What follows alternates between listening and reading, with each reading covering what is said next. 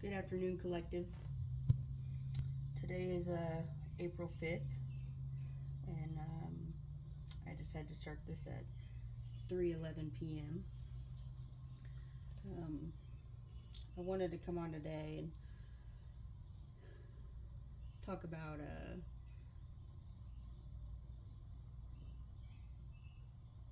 some things that that really started my journey, and I felt like my twin had picked up on in some way, and telepathically sent a message to me years ago whenever I was going through a rough time with my past relationship, and I've always asked um, the questions to myself, whether I said it out loud or thought it, about what is intimacy, what is it really? Because most people in society believe that it's only sex, and I've said before, like, um, that's not what relationships are all about. And we all go through that time in life where we think that that's part of it. And I just found it strange because today I got um, a message um, through the collective. I guess you can call it a cosmic wink, if you will. That was stating that my twin and I's spiritual training is over, and that there's an energy coming in to help us recover. And so I was going through this deck. I've been putting this deck off for a while. It's the Empath's deck, and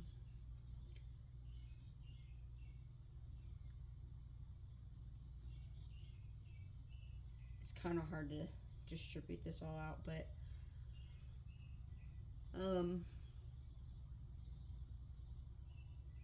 when it comes to offering somebody or anyone in a relationship recovery, um, the first card I pulled out of this deck is stop trying to fix people. It is not your job to fix anyone. Allow people the dignity of their own paths. And so I remember in my, I don't know if you can really see that lighting in here is kind of weird. But I remember in my beginning of my journey, I kept mentioning how dignity and respect, everyone needs to be treated with dignity and respect. And it's like I got the opposite of that, speaking it into the universe. And but in other ways I had to learn, because I was very much in my emotion when I said that, because I lead with a lot of emotions. And it's kind of funny because at the same time when I'm looking at this deck, I find my little ET, and I found this little ET. I don't know if anyone's ever seen the movie ET. But I found this little bobblehead at like a Five and Below, and it was the only one there. And it's funny because when I look at ET, you can't really see it on my little figurine here, but just go right there. In front of the box here, you can see where like his finger is pointing, and it's his healing finger. And I thought that was funny because the zodiac sign Gemini, they're known for their hands and their arms.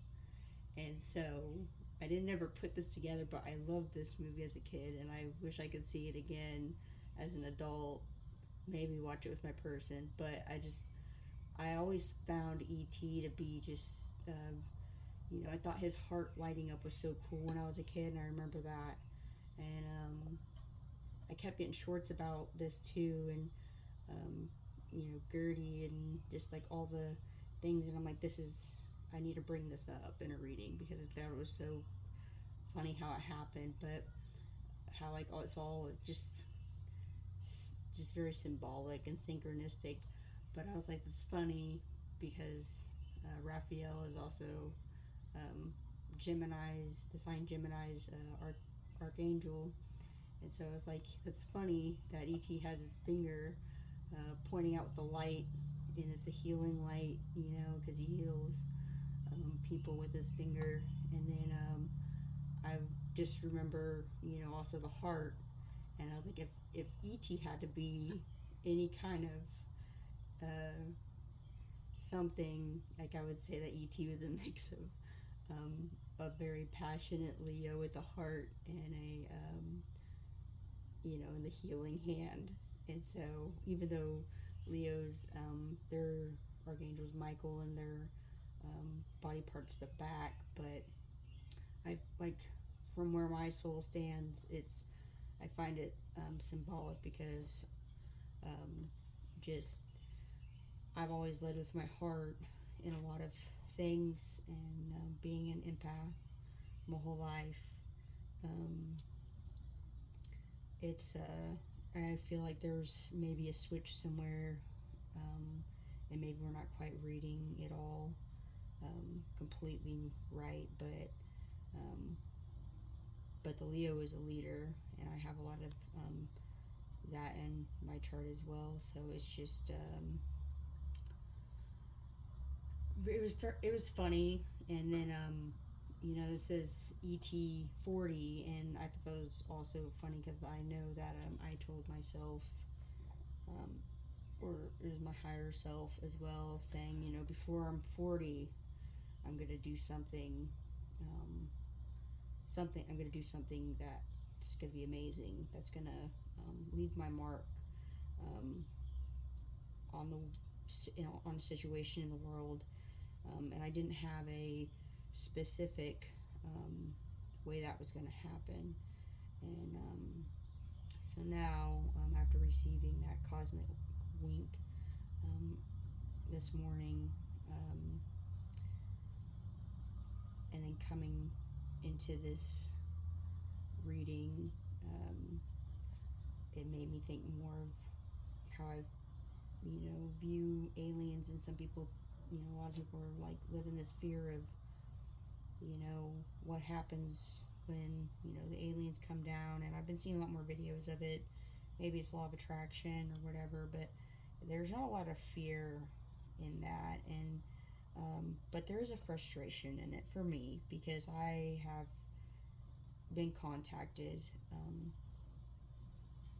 by the extraterrestrials, because all souls are extraterrestrial. They're something that's in us that we don't, a lot of people haven't tapped into. And me having, always lived with my heart and my soul, and a healing energy, I identify as, an extraterrestrial in a lot of ways. But I just found it very fitting because at the time when I found this little bobblehead, I was just kind of driving around, and I was like, I just want to phone home and get off this rock, because I'm just so tired of it. And I feel like as empaths, we always feel that way in some way or another, because we're trying our best to, live in the right kind of energy and live in the right kind of mindsets and think the right kind of ways. And there's just a lot of things that we feel drawn to, and it's like trying to figure out if it's ours, if it's our emotion, or if it's if it's someone else's, if we're being called by another soul. And that's really hard to do, especially with technology and things, and how I've talked about quantum computing and quantum processors, and how we have these, in our minds. And we're able to tap into that as well to get higher knowledge. Like, you don't always have to search Google. A lot of times you can use those things to tap with your intuition and to getting those, receiving support. But you have to be very careful with a lot of that.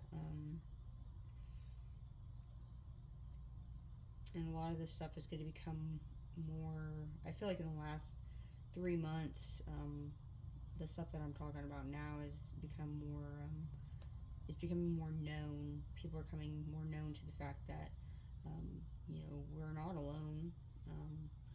And those that are religious, we're like, there's God exists, and even spiritual. Like we all, some of us believe in God. I believe in God.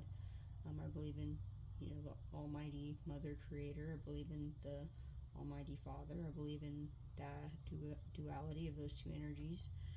Mainly the Mother, because Mother is creation. And so part of my mission is trying to get others to understand that there's a mother energy, it's a feminine energy, and it's trying to find the dimensions to meet people on with that. But overall, I could say most of my messages surrounded a lot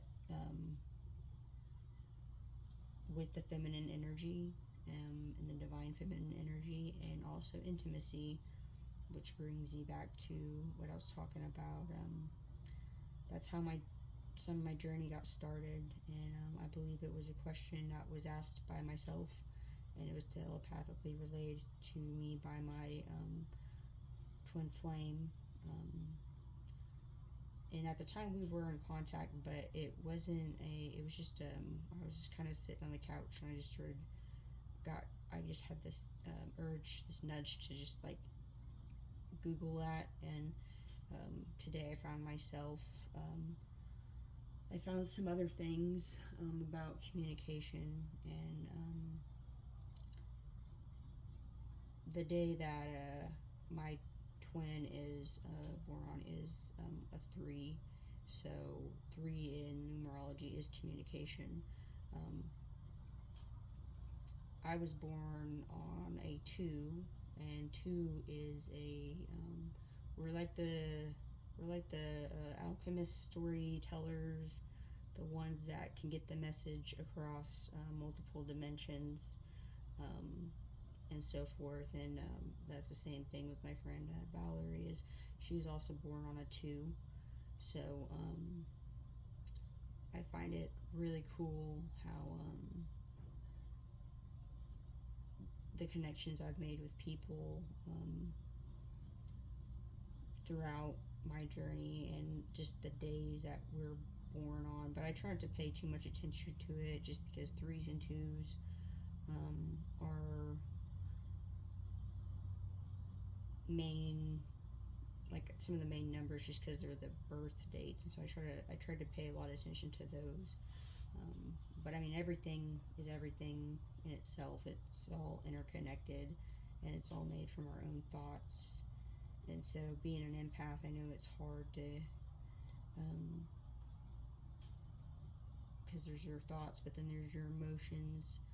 And I could say my twin was very much a thought kind of individual, whereas I was the one that was able to master more like my emotions and be very authentic and direct with the way I was feeling with things. And I still do that. I just don't do it as much, because it just felt like a lot of it was falling on deaf ears, and I was like, I'm not going to deplete my energy trying to relay those messages to people that just aren't listening. And I'm not here to fix anyone, but I am here to help fix situations, which I have successfully done in a lot of different areas, and some areas I didn't expect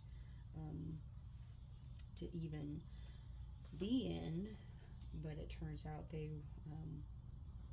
it was some things from my past that lingered, that anyone has the ability to really be in any kind of dimension of training, or any, we all have this ability, but it's just, it can get really confusing, especially if you don't know how to navigate that well. And being an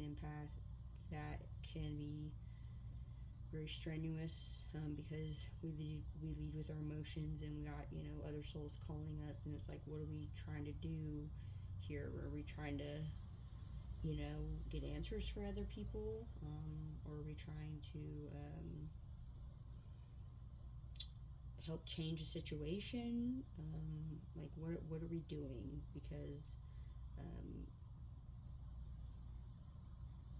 there's so much out there, and it gets really, really confusing. But I wanted to go back to the cosmic wink that I got today, and I thought this was funny. I didn't realize it at the time when I was writing it,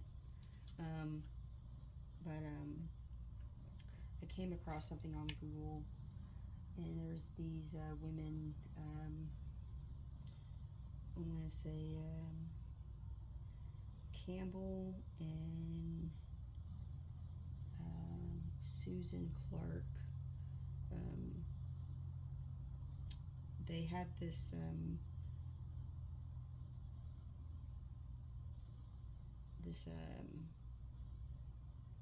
method. They call it the 555 method, and I thought that was really fitting, because I've been seeing 555 everywhere, and then there's a lot of different meanings between 555, but it's supposed to be a good thing. But I just realized that when I sat down here before I started, that today's April 5th, and I was like, that's funny.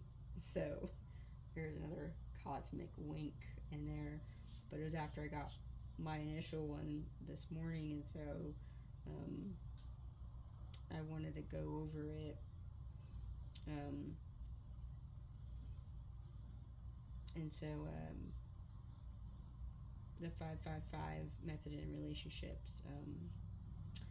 One is give your partner 5 minutes to talk. And I remember when I was with my ex, and a couple other exes that I've had, where I kind of just already intuitively knew these things, and so it was really, and that's, I think, part of why I got so depleted, because like I didn't have a lot of the words. You know, a lot of the misunderstandings is not having the vernacular or the words to say and voice what you're trying to say. But I've always had the ability to find ways to get it across, and a lot of it was just sending energy and sending thoughts, and doing it that way when I couldn't find the words, and then trying to keep my emotions in check and not get overwhelmed by it. But what I would try to do is let I remember saying this to my ex, and saying, you know, maybe we should just set a timer, you know, get a little sand timers, and you know, I don't know how long those last. I think they were maybe like 2 minutes or a minute or something, but you know, maybe a little egg timer or something, and you know, sit there and put it on for 5 minutes, and you know, talk. But I think I just used, like, let's just get a little sand timer, and then, you know, let the other person talk. I think we actually tried to do it, but like I said, it wasn't like 5 minutes. It was just however long those little sand timers last. But it felt like it was going okay for the first time, and I think when we tried it a second time, it just my ex being a covert narcissist, it was just difficult, because narcissists do this thing where they loop a lot, and like in spirituality, there are a lot of loops or cycles and things like that. But being with a narcissist, covert narcissist, there's your conversations with them will be very much like, it's like, that's also another way I learned that this was just a lesson, and I needed to get out of that situation, because like there was no growth. Like the conversation just kept, it was like, you know, when you watched a movie too long, and then eventually, like, I don't know how many of you have grown up on a VHS tape, or I guess I can use an example of the DVDs. But once you watched it so much, or you went to a certain scene and you played it over and over again, and that CD would get scratched, or that part in the movie would, the slack in the VHS tape would eventually, wear out, and maybe you might snap it. So whenever it would just, you talk with a narcissist, it was just a constant loop, and it was just like, even though I was coming up with different words to say, I guess I got that really well exercised. I'm glad I was well versed in being creative and finding different ways to say things, but it was still always just the same words coming out of my ex's mouth, and other narcissists. It wasn't just like that. It was just like people that I was around, and even family members that had some of that in them. And there's a point where when I was really, really young, I remember I kind of would pick up on it, even though I didn't know what a narcissist was then. But I would like, I would find myself getting caught up in some of those narcissistic conversation loops, and I just was very frustrated with it. And even when there was another one when I was in the military. There was a conversation loop that I kept getting stuck on, and I didn't like having the conversation that I was having, because it was like I just needed someone to hear me so it would just go away. But I was still kept an optimistic attitude about it, and then eventually, I found the right individual to help me with that. But it was still just so frustrating, because it's like, I know who I am. I'm like, why am I stuck in this loop? And then that's when I realized there was some setup on a spiritual level being done, and then like people doing black magic and such things like that, that were in the military as well, that it was really, really ugly and horrible, like I've talked about before, with the leadership and everything. And some of it was intentional.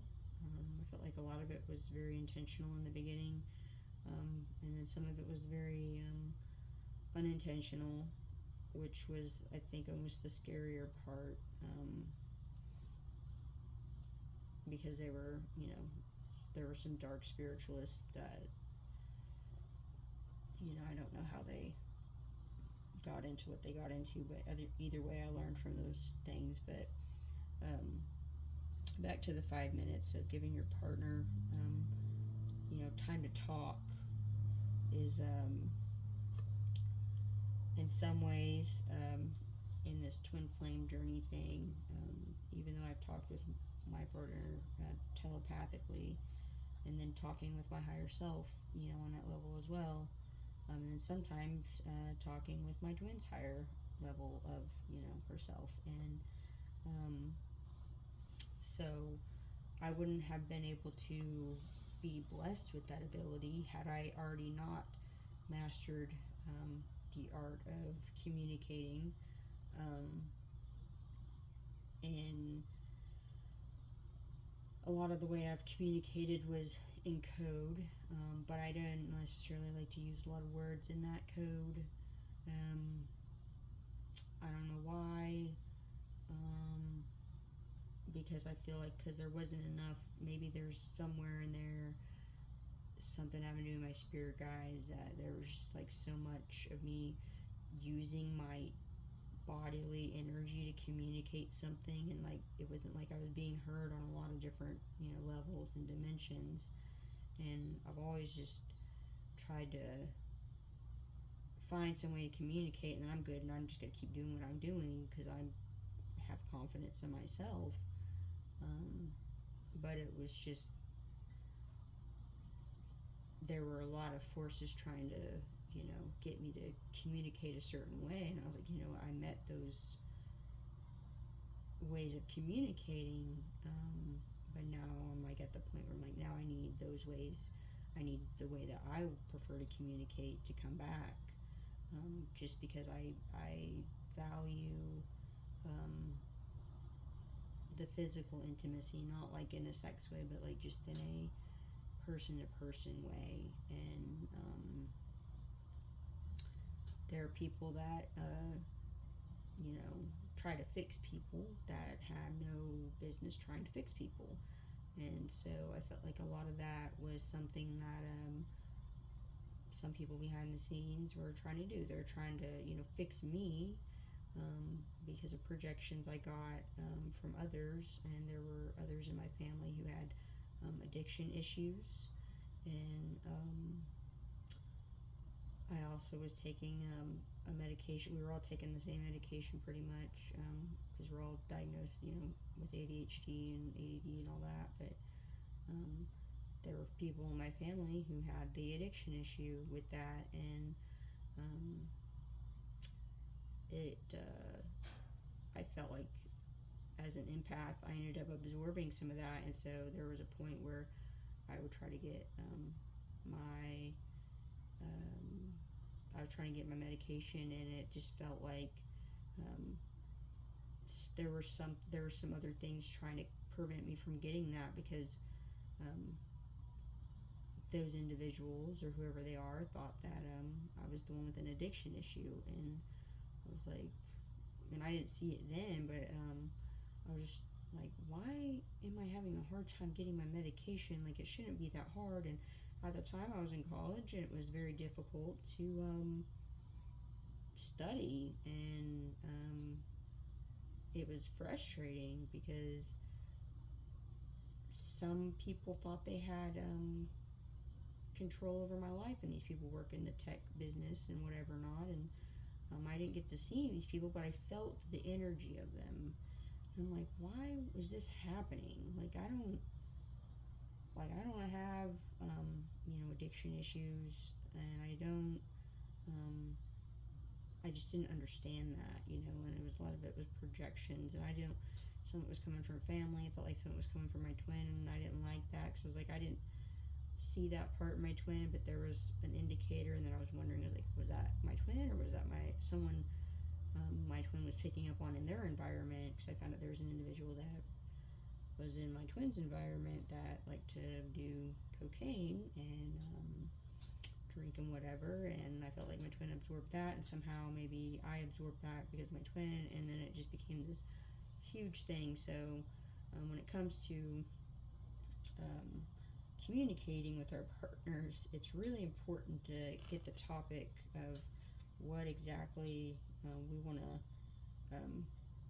talk about, because I know myself, being a medium as well, it gets difficult to really talk about the one thing. But when I was in a relationship, I was really good at keeping on one topic, and then I feel like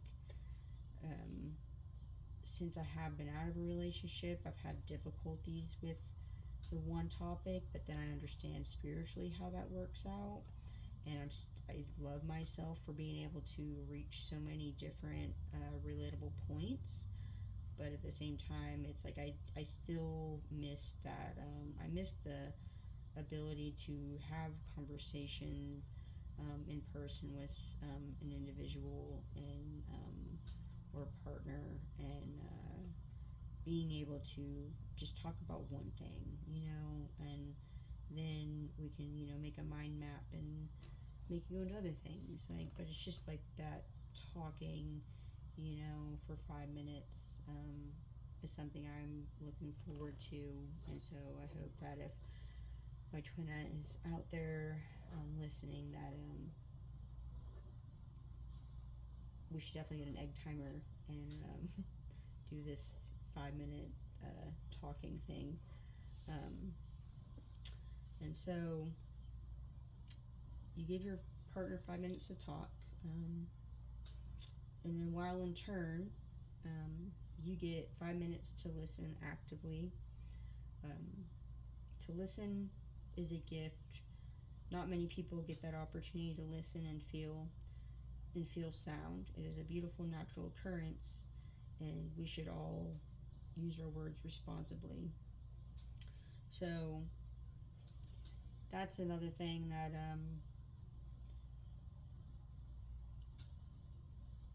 I've found through this journey is being able to listen to somebody. And even though I got the opportunity to talk with my twin and tell my twin, like, this is kind of what I'm going through, this is what I want to, I don't know how to handle this, I need your assistance with it.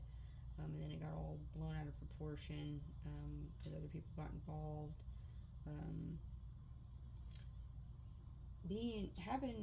There are a lot of people that don't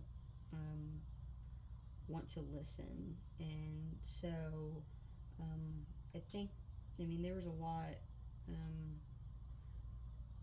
Well, I know now, but the reason why there was a separation with my twin and I was mainly over not listening. And the irony of that is that it wasn't just my twin, it was a lot of people I was coming into contact with, because I'm feeling a call to a lot of different things, and a lot of it is intimacy, communication, and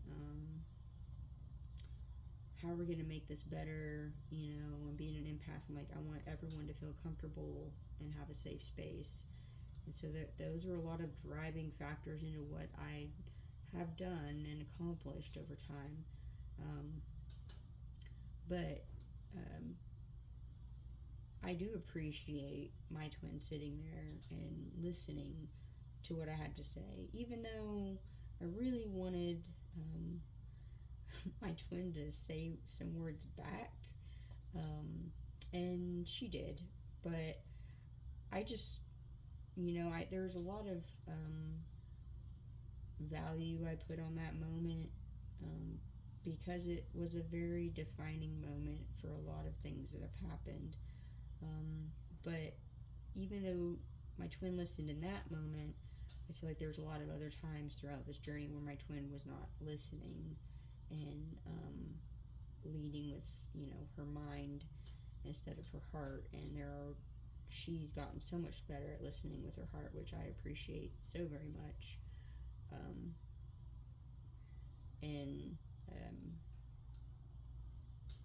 it's nice to feel that whenever, like when I was writing this and some of the other things about intimacy that I'll read later, it was nice to feel that heart feeling and know, like, hey, like, I'm listening with my heart now. And that is a very amazing feeling to have. But listening, when you go in separation with someone and having the opportunity to come back together and then listen to one another is a very beautiful thing and should not be taken for granted. And I know some individuals out there, coming into this union with their twins and so on and so forth. And I am so happy for those individuals that are getting those opportunities, because I know it's going to happen for all of us ultimately. But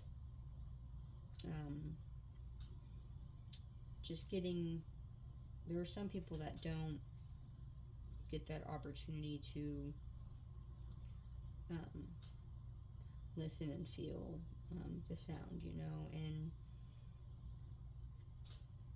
this part, the listening part, wasn't quite covered. Like, I wrote out this listening part from the notes I took from that Google page I found today. But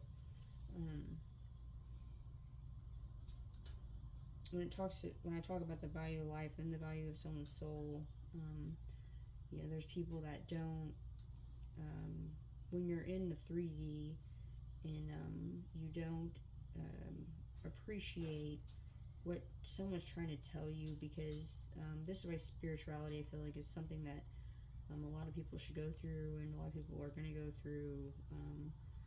I'm not saying that everyone's, like, you're going to go through it. Like, I'm not trying to speak that into you, but it's just, it's a personal experience. It's a very unique experience to you in your soul. when you have people in your life that don't value you and you feel underappreciated,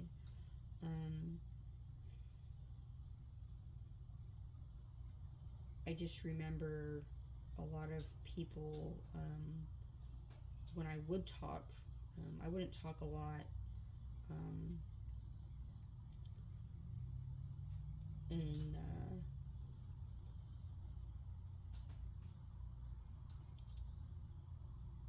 I think a lot of that had to do with the fact that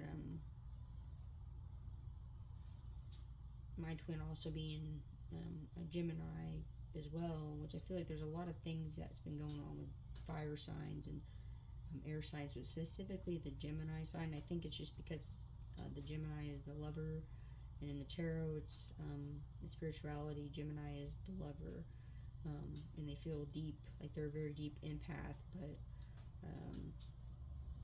they're also a mutable sign. So through most of my just life, I remember there's a lot of times I didn't talk about things, and then I didn't realize that I had twin flame. I didn't realize I was a twin flame, and when I realized what sign my twin flame is. Even though we can all be different signs, but just this lifetime, it was just hard to, just talk about things, and so it's another reason why the channel came across, so I can get the message out, saying like, just in case you're somebody that's your counterpart's a Gemini, just know that it does complicate things, because there's a deep, they have to be very sure of some things before they commit to things, and so they can have that avoidant attachment style. And with mine, it has been difficult because from the bat, even though I was with someone else, I didn't realize that I was meeting the needs of my twin before I knew they were my twin. I was just trying to meet the needs of somebody that I knew before, that I recognized at a soul level, and I didn't realize how deep our relationship, our partnership, and our companionship has gone. It's gone on for multiple lifetimes, and I guess we just didn't ever come to that full circle of getting all the stuff knocked out and then being able to come back together in past lifetimes. And so this lifetime, like I say, is like, I knew it was going to happen this time, but it was just, when you're with a Gemini, it's hard, and because they are the lovers, and it can be so confusing, because you're supposed to be that sign, and then me being a fire sign, it's like, it's a lot of energy. It's a lot of energy, and I feel like it's just something, I see through the other comments as well, that, the people have these, they're like, Gemini, Libra, or Leo, Gemini, or, just, air, fire, and I'm one that puts out the air fire sign, because that was something else that was leading this before I even realized, how our signs were playing out energetically on multiple dimensions. But it was just, when I, realized that, it kind of made me a little sad that, even though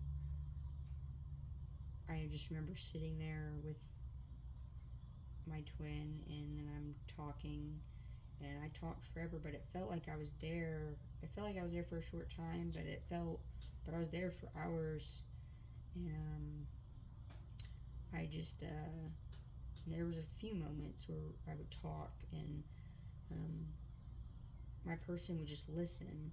So that was another thing that made this really confusing on this journey, because I was like, well, if my twin was listening so well then, and things happened after that, I'm like, why is my twin not listening now? And then that's when I realized that there were so many different lifetimes that I guess we just had a lot of karma as far as communication to work out. And so then I was like, well, now I need to start listening, to my twin, um, in the code that my twin wants to talk in. And for me, that was kind of overwhelming because I was like, I used to be able to talk in code very well, and I can still do it now, but it was just we weren't meeting each other on the same levels, and it made it really hard. Um, but it was like I've always just been listening, I've been paying attention. So it was like that was like communication, I guess, was that thing we just didn't quite, we weren't quite getting it, I guess, and that was something we were missing, is meeting each other on all those different levels of communication, and then having respect for the other's way of communicating. And I feel like that was one of the big things we had to learn in this lifetime. Motorcycle revs up right as I say that, but then seeing all the comments and all the things in the collective, I can say that, you know, when you get that opportunity to listen to your person, actively listen to them. You know, don't just be like, oh, it's here, and then, you know, if you find yourself slipping into that cycle of just, okay, you know, like, try to get yourself grounded and tuned back into listening. And that's why I think this 5-5-5 method is really great. And then getting a timer is great, just because it kind of helps your mind think like, I got 5 minutes to say this. And then, you know, then after you're done listening, then you get your 5 minutes to talk, and then your partner gets to actively listen. And so, and you keep doing that. But I feel like setting a topic of the conversation of a specific thing you want to talk about is important. It's almost kind of like speed dating when you think about it, in some way, because you're trying to get to know somebody, you know. And if you're present and you're there at the table and there's a timer, you know, you get to have those conversations. But I thought this one was funny too, because I remember there was a moment, I'm not going to go into all the details about it, but a gate opened, and when that gate opened, there was a song that came on my radio in the car, and it said something about, you got 5 minutes. So a door opened, and my heart's pumping, and I'm just like, oh crap, this is happening. Like, I caught the signal and it happened, but it was refreshing, but it was like, oh crap. And but I was like, I'm doing this. And so I remember running up the stairs and going to see my person, and because I felt like they called me in, using, you know, the heart, my heart space, and so I just remember hearing this number, but it wasn't like me, it wasn't like I was hearing it in my ears, I was hearing it like in my chest, and it kept beating a certain way, putting out this number. And I talked about this on one of my discussion boards when I was in college, about using the heart to communicate. And so I found it really interesting that happened, and then I ended up using it. There's just so happened to be a lesson for that day or that week, and then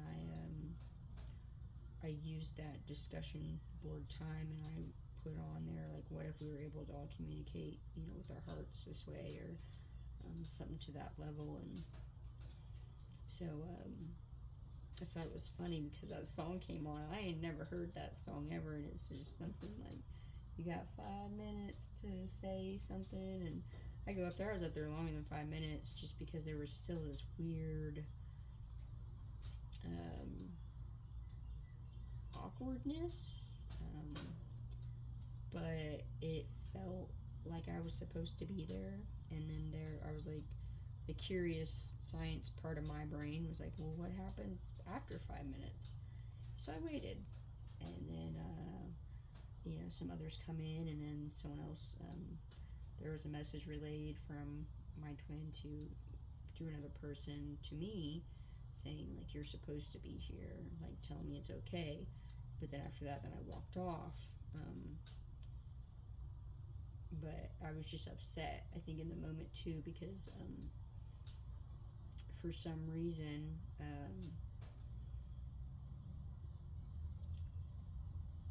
there were people that looked at me as I was a threat,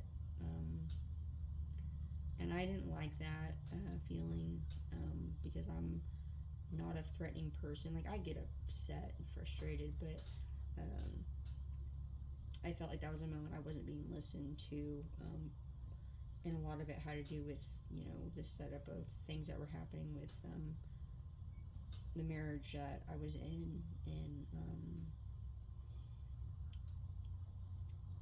it just felt like there was a lot of miscommunication about that. It was like, even though I was getting, because I'm not really good with deception, like I am not good with that. Like, I understand there's a big difference between deception and protection.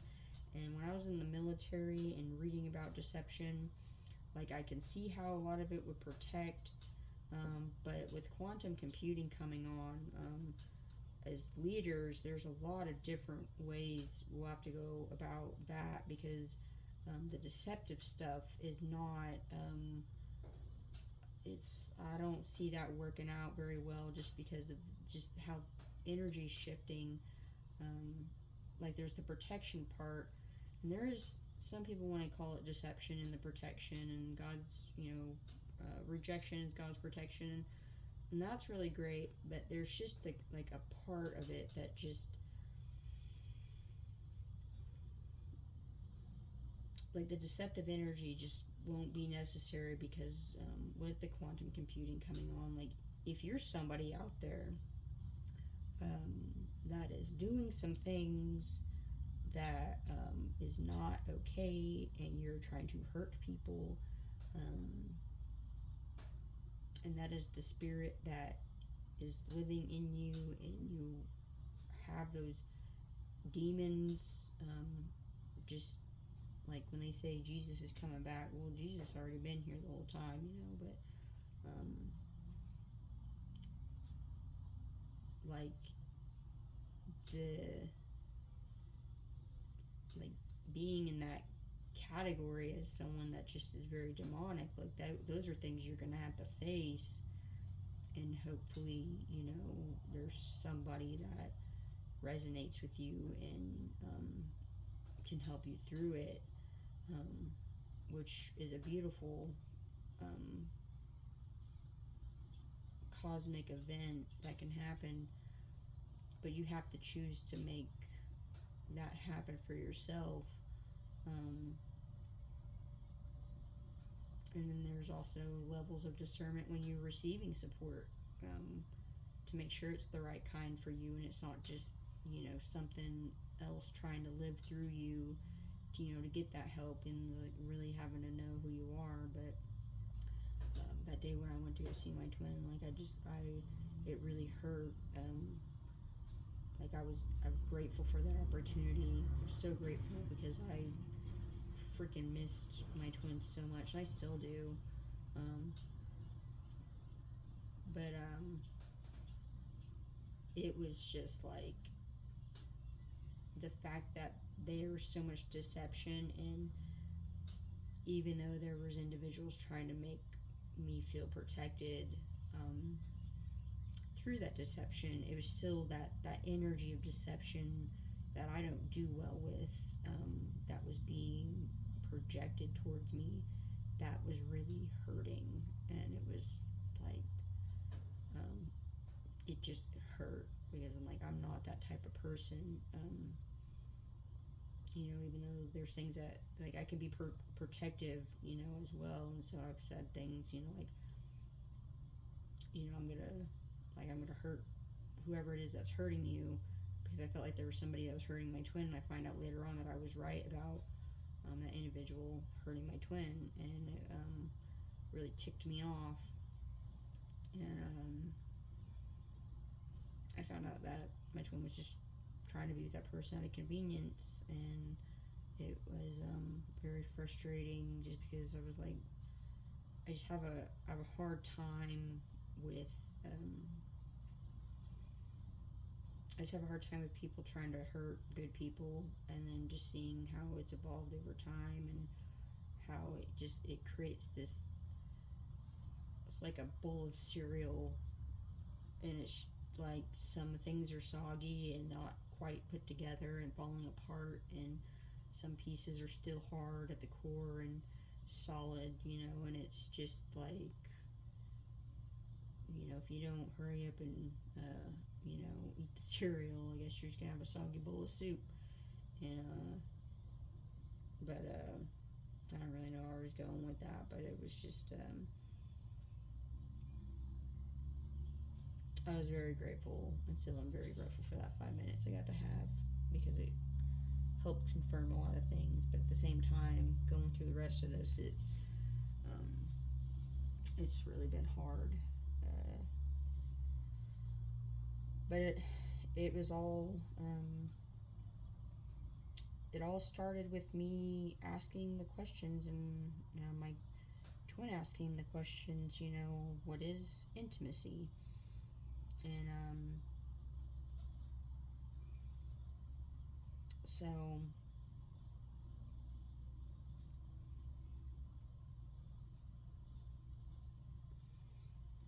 I wanted to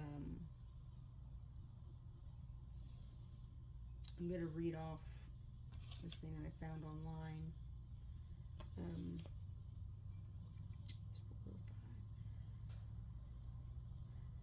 405. What was the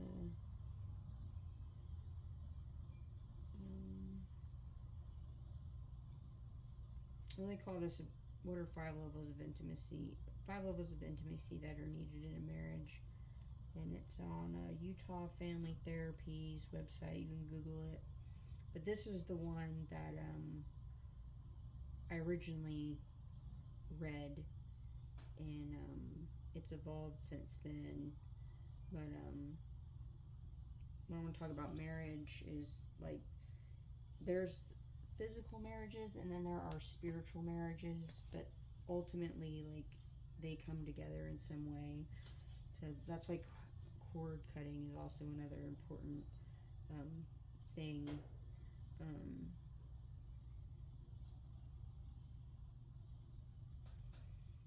So I'm going to read this. Did you know that there are 5 levels of intimacy that are critical for having a strong relationship? Intimacy is a word that can have different meanings for different people. For some, it may simply mean physical closeness, while for others, it may encompass all aspects of a relationship. In this blog post, we will discuss the 5 facets of intimacy: physical, sexual, emotional, intellectual, and spiritual. We will explore that each one means, and we will explore what each one means and how they can enrich our lives. Intimacy is an important part of any relationship, and it is worth taking the time to understand all that it has to offer. Number 1, physical, non-sexual intimacy. Physical intimacy is a way to express our affection for and connection to another person. It can include things like holding hands, which I've talked about that before, hugging, cuddling, and massage. For many people, physical intimacy is an important part of their relationships. It can help to build trust, foster communication, and deepen the bond between a couple. It is important to remember that physical intimacy does not necessarily have to be sexual in nature. Many non-sexual forms of physical intimacy can be just as satisfying and meaningful. Don't be afraid to express your affection in whatever way feels comfortable for you. Hugging, cuddling, and massages are all great ways to show your love without being sexual. So, like I said before, that, hand holding for me, like, I really love hand holding. I think there's just something very special about holding somebody's hand. And then you think about, holding your kid's hand, or holding, like a child's hand with across the road or whatever. It's like there's just some kind of protection.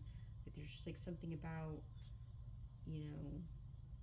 having someone's hand there, and then you just get to feel the other person's skin and their energy, and then you get to just slip your fingers intertwined or cup your hands together. And like, for me, hand holding is a very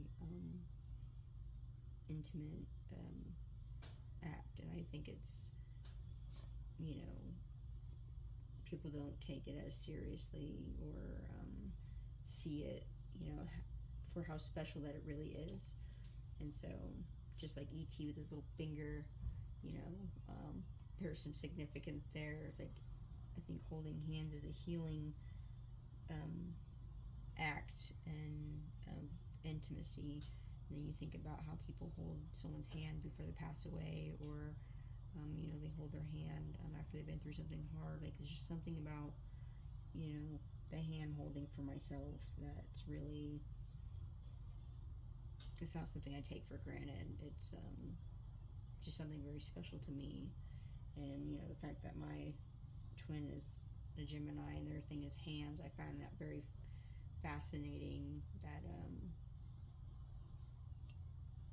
I really like holding hands, even though the hands get sweaty and whatever, because I can get sweaty palms sometimes, but I don't know why that happens. Maybe it's just an energy thing for me and being a fire sign. But yeah, it's very beautiful. So for me, it's hand holding, along with all the other things. I don't take cuddling and all that for granted either, or massage or anything like that.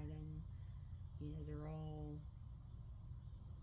physical touches. And even though my love language is mainly building, but I found myself on this journey.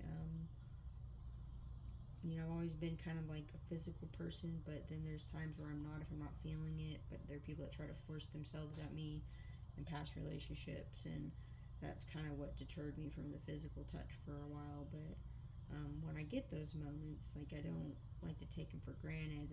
I really try to be in those moments. And I used to love giving massages when I was younger, and it was just something, like, I knew that I had a lot of healing energy, and I used to get compliments on giving massages. I never went to school for that, but it was just like, there's just something special about that, when someone can transfer their energy like that.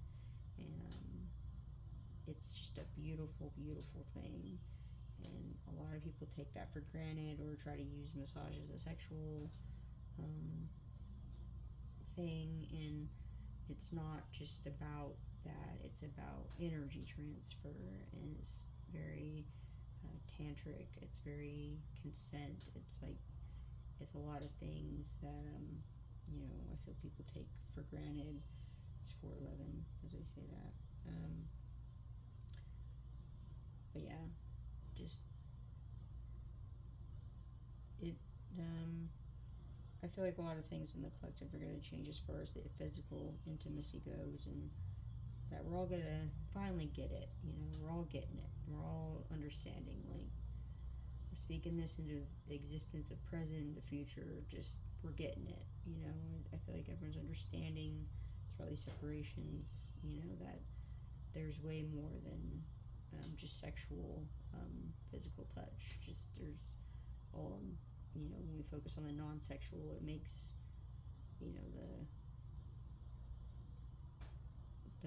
the sexual intimacy more meaningful, and it creates a very strong energetic bond, and it should not be taken for granted. The next, number 2, is the emotional intimacy.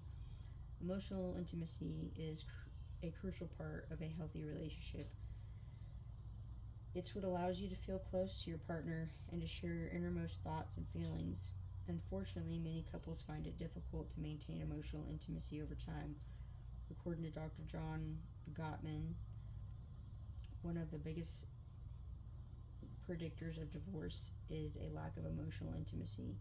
He suggests that couples need to work on creating and sustaining an emotionally intimate relationship in order to stay together in the long run. One way to do this is to make time for meaningful conversations regularly. This can be done by setting aside time each week to talk about your day, your thoughts, and your feelings. Additionally, it's important to be supportive of your partner during times of stress and to express your affection regularly.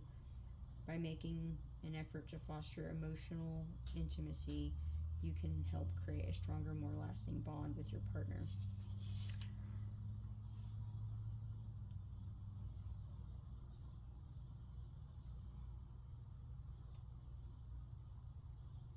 So whenever I was talking about how right off the bat I was pretty much trying to be very supportive of my twin. I remember there were a lot of moments that I would feel my twin's emotions, and I didn't really before I knew she was my twin. I didn't really. I was already trying to be expressive in their moments of stress, and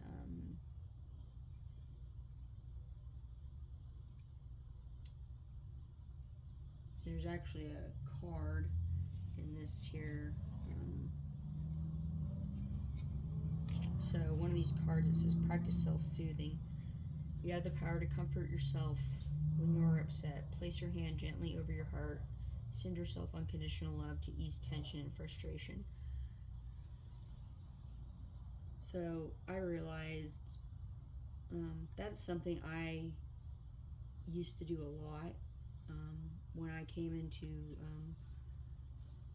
well, even before, but I remember there was at least, I'd say like 3 or 4 years where I would do that a lot, and every time to be doing something when I was in the military or whatever, or just something,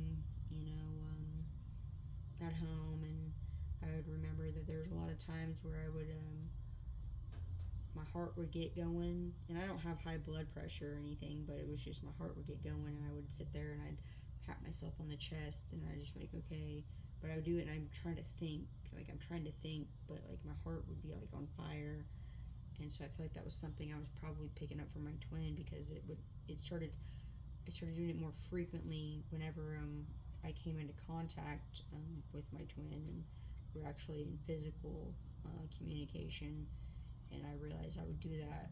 I started doing it a lot more often, and I didn't quite understand why, but I realized like we were calling, probably my twin was trying to call me in, because I know my twin manifested me in, but there was a lot of points where I was like, this is why I was doing that.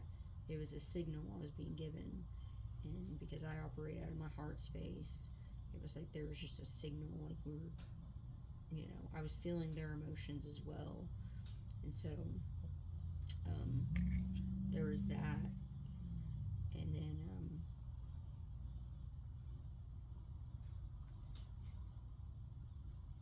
then another card I found was release other people's emotions. Ask yourself, is this emotion mine? Exhale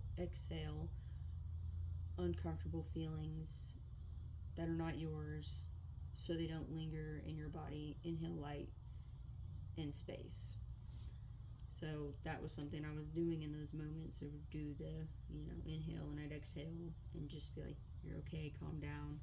And so I didn't realize at the time I was actually talking with my twin when I was sitting there, putting my hand on my heart, trying to calm down. It wasn't just me calming me down, it was calming my twin down.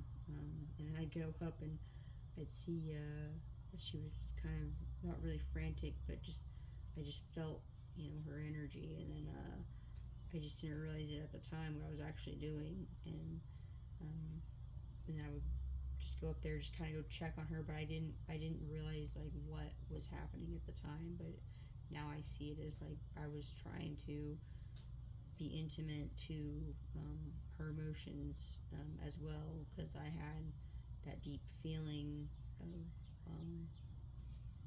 you know, making sure that she was good, you know, and because if she was good, I'm good. But in the military, you know, I always kept that mindset anyways, like if, you know, my soldiers are good, then I'm good.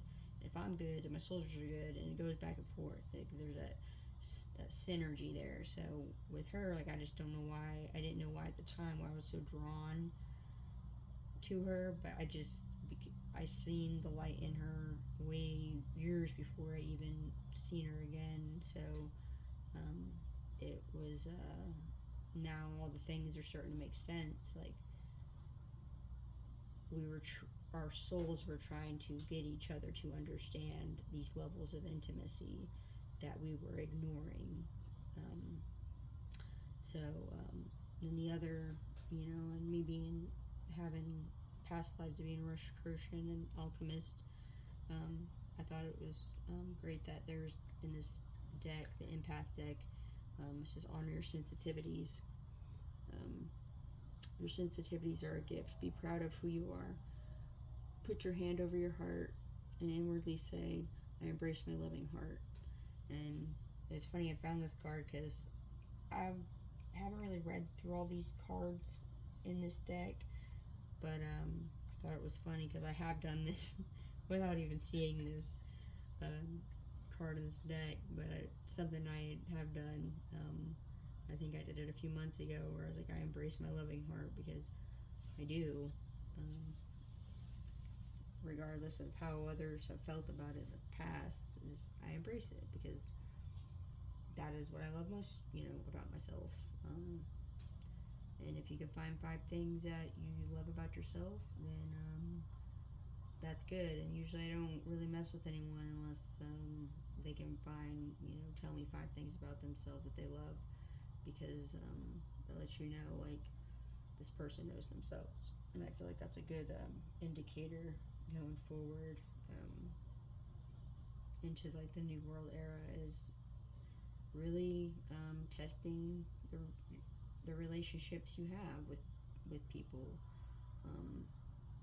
because and then with the things with quantum computing is you want to make sure you're getting the person and the soul. You're not just getting the mechanical, technical, computing part of them. You're getting the soul, and you're reaching the soul. And so that's why I emphasize a lot about the soul's journey, and then having that one person you can trust, because of the things that are happening in quantum computing is you're going to have to get more intimate with yourself and your relationships and find the value in them. That way you know when something sounds off or it doesn't sound like them. You know, like, okay, so this can be it goes into cybersecurity. Like cybersecurity is going to get different. I used to take a lot of classes on cybersecurity when I was in the military, and I was like, a lot of these just don't seem like the right code, you know, like it's a very baseline, and I'm all about baselines, but it was just like, I was like, there's other ways, you know, and I'd always think that. So,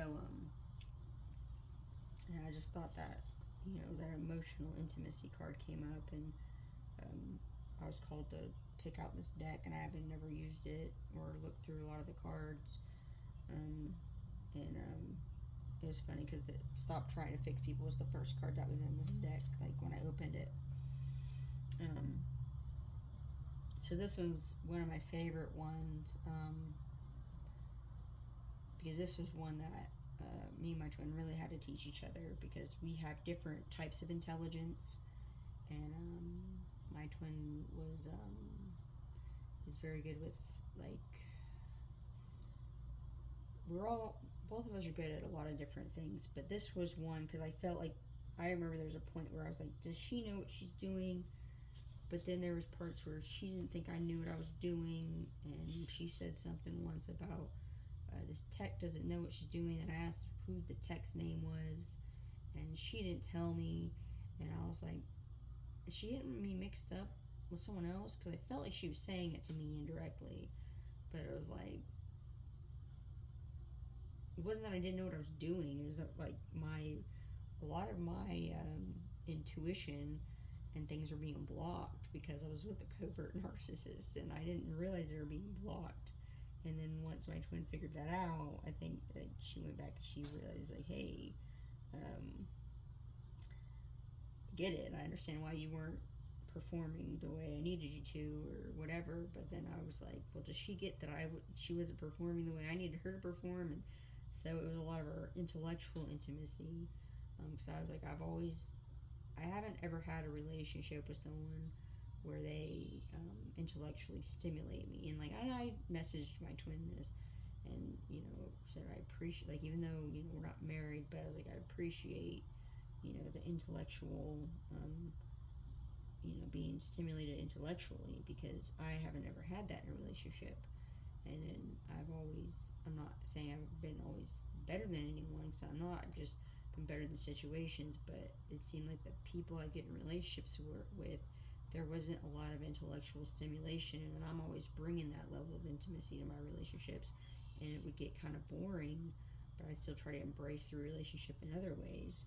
So I've always been able to do that with relationships. So the fact that my energy was mixed up somehow with others, and I would get there, some people were getting the wrong read on me. It still blows my mind. It's not me trying to loop that. It's just I'm trying to put emphasis on, this is why it's important to really know your relationships with others, whether they're platonic or just business or romantic. It's very important to know how your energy is coming off, and to establish those relationships, because we all need to come together in some way to help dissipate a lot of the negative energy that's been floating around the earth over the years. And I think we've all done a really great job so far, but there's always more we can do. But it's there's finding the right people to do it, and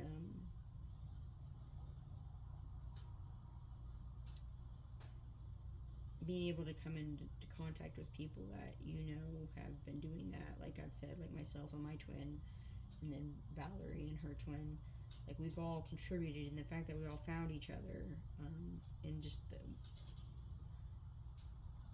cosmic kind of way, it's very miraculous and very beautiful, and I'm very grateful that has happened, and that it happened the way that it did, even though some of it was hard and like a learning curve. But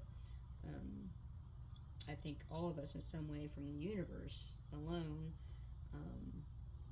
we have all been intellectually intimate with the universe. And that's another thing with the quantum computing, is you want to get intellectually intimate with that, and know exactly how you're feeding into that, and your energy is going into that, because we build our technology, and whether or not you're in that field or not doesn't matter. In some way you're connected to it, and that's a fact. It's not a projection. It's just it's a frequency. It's an energy. So it's good to know how you're intellectually, like I talked about how I have the gift of automatic writing. It's good to know how to use that, because in some way we all kind of have it, and then knowing when you have it is like, you really need to pay mind to your thoughts and know like what you're thinking, and not thinking negative about things, and then knowing when to go offline, and then kind of just go back and focus on yourself, like I've been doing the last few days, because I'm tired of I've been so tired of all the things that have been coming through, and I'm grateful for signs, synchronicities, and signals, but it's just I've been exhausted. So today, when I got the message that our spiritual training is over, and things are going to be becoming more clear and more direct, and more I'm going to be able to connect more with actual people, and people that are in the same field as me, and we won't have to just connect only online, but like in person. Like that was, it was refreshing.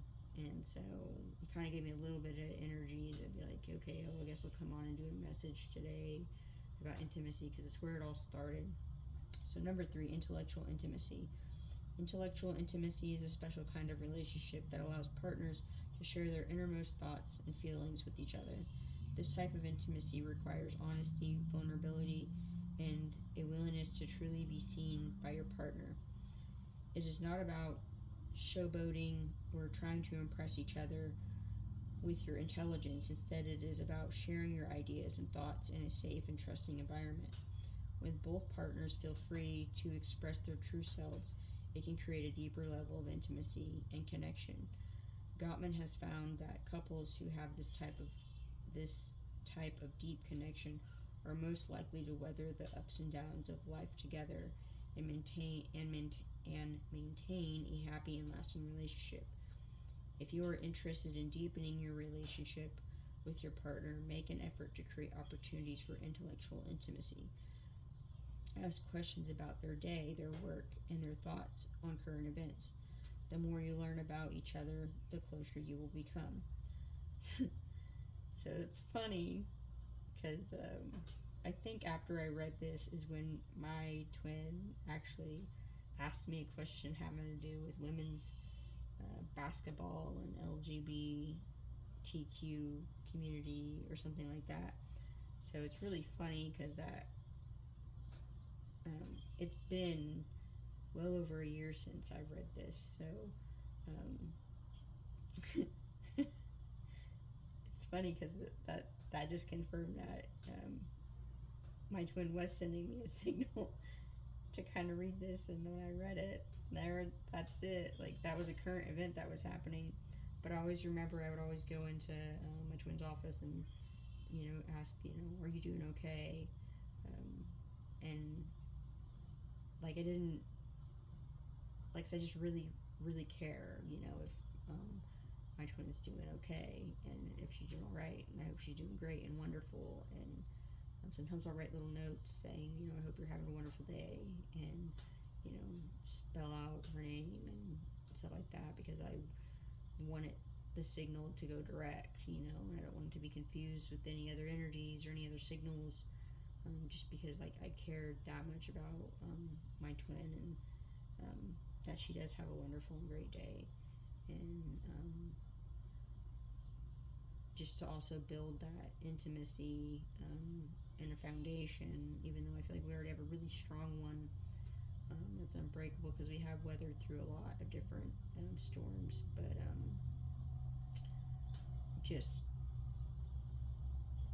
I would always just feel like I needed to go up and say that and ask her. And the weird thing is like my ex would always get frustrated and always demand, like be very demanding towards me, and like having ADHD and then being demanding towards people with ADHD. And I didn't look at it this way before, but when you get that way with somebody, like, and just with anybody, I'm not even gonna just put it on ADHD, but like with anybody, when you get that way and get demanding, and you get forceful, and you're like, why don't you ask me about my day? And like, and I used to do that with my ex. I remember I used to go out and like I'd message my ex, or I'd do something nice for my ex, and a few of my exes actually, but it was like they're always demanding more from me, and I just didn't realize where that was coming from, and so that was something I had to learn over time.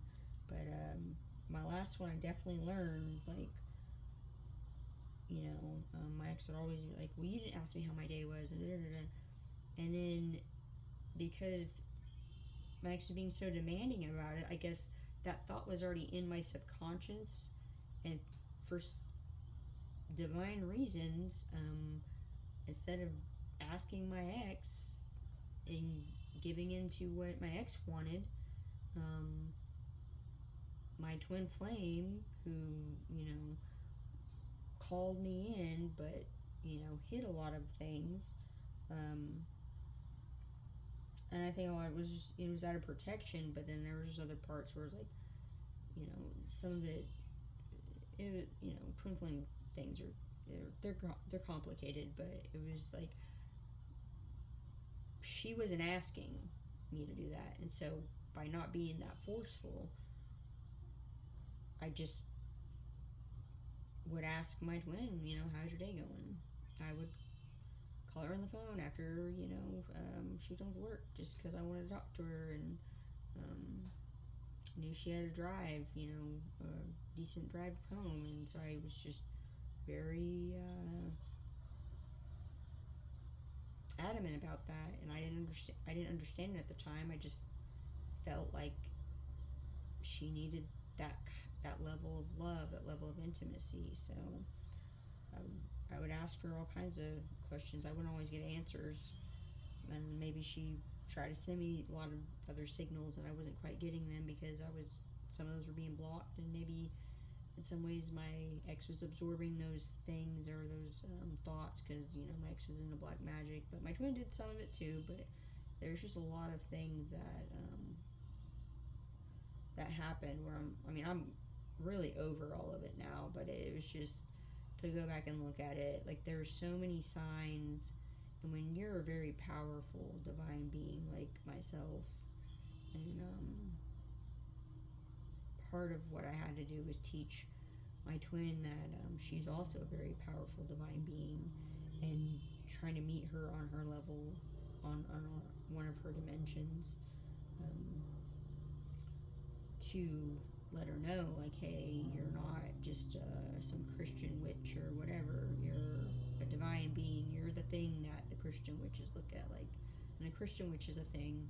And I have a grandma that was one, and it was something that ran in my bloodline. And some people thought I was a witch, and I was like, I'm not a witch. I'm definitely not. I don't do any of that.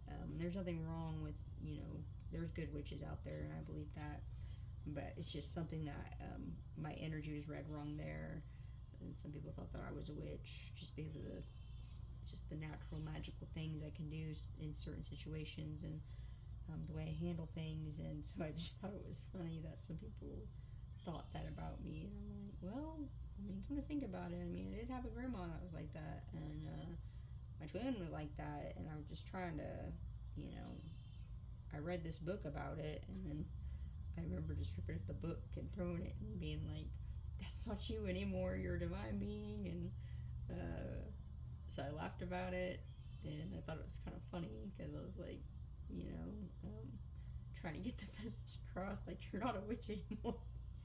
Like, you've evolved from that. Like, we're doing that right now. Like, don't doubt yourself in it. So that was really funny that happened. But yeah, I don't know. So the fourth level of intimacy is